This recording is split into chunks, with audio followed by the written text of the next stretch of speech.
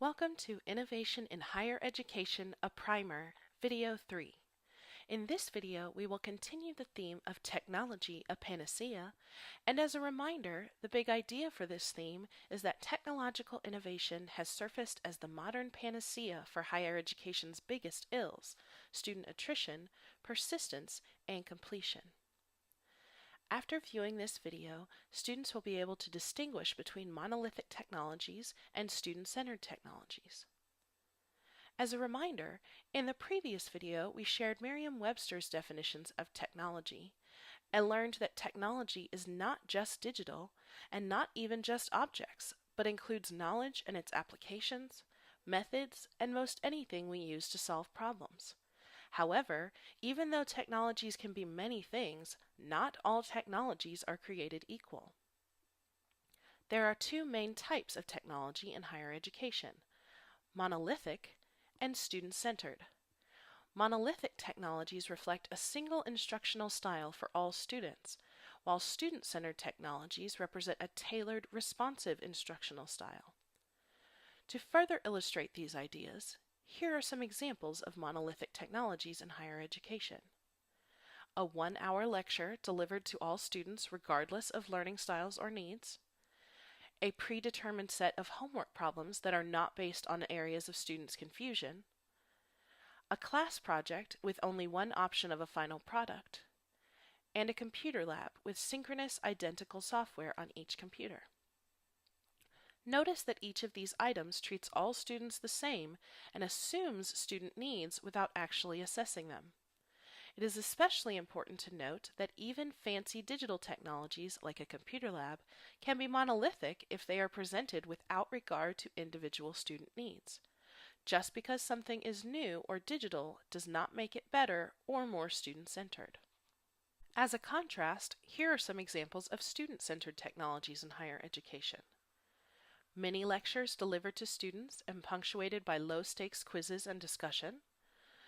Targeted homework problems based on areas of confusion.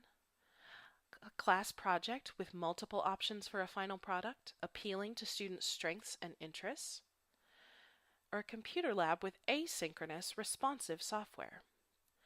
Pay particular attention to the ways in which each of these examples is different from their monolithic counterparts. These student-centered technologies do not reinvent the wheel. Rather, they are targeted to student needs and responsive to student confusion for the current students rather than assumed needs or areas of confusion. They also can allow students to work at their own pace or in a style that is particularly helpful or interesting to them. Some examples of technologies that can be used to facilitate student-centered learning are learning management systems like Canvas and Blackboard, clickers, and learning catalytics, a clicker-like web-based platform that allows instructors to deliver all types of questions to students, group them based on their answers, perform real-time assessment of learning, and tailor questions and discussions to area of confusion. Remember, although these technologies are designed to facilitate student-centered learning, just using one of these methods does not guarantee student-centered learning. It is the method in which they are used to be tailored and responsive that makes them student-centered. At this point, you may be wondering, is student-centered learning really better? The data say yes. Here are just a few recent headlines that demonstrate this. Student-centered learning approaches are effective in closing the opportunity gap. Preparing today's students for success requires moving from teacher-directed, one-size-fits-all model to personalized, student-focused instruction, new report finds. Technology can equip students to independently organize their learning process. So, instead of being passive recipients of information, students using technology become active users. It is clear there is support for student-centered learning. As forecasted in the previous video and demonstrated here, student-centered learning can increase student success by being more responsive to their academic challenges. In addition, technologies like learning catalytics and project-based learning methods stimulate discussion and connection building among students, both of which help increase student connections and decrease isolation. Now it's time to assess your learning. Complete the following sentence. A single instructional style delivered to all students is blank, whereas varying instructional styles according to student needs is blank. Pick your answers in your mind.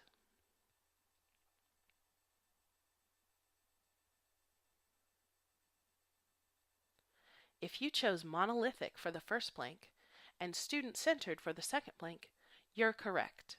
If you did not choose these answers, we recommend you re-watch the portion of the video that defined these two types of technology. Now consider the next question.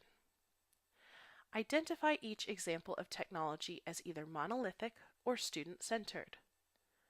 Learning catalytics or clickers, a 1-hour lecture delivered to all students, class project with several final product options, computer lab with asynchronous adaptive software, computer lab with synchronous identical software.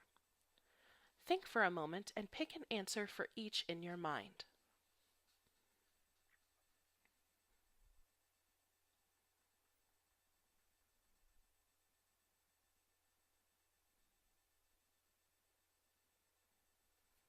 A 1-hour lecture delivered to all students and a computer lab with synchronous identical software are examples of monolithic technology, while learning catalytics or clickers, a class project with several final product options, and a computer lab with asynchronous adaptive software are examples of student-centered technology.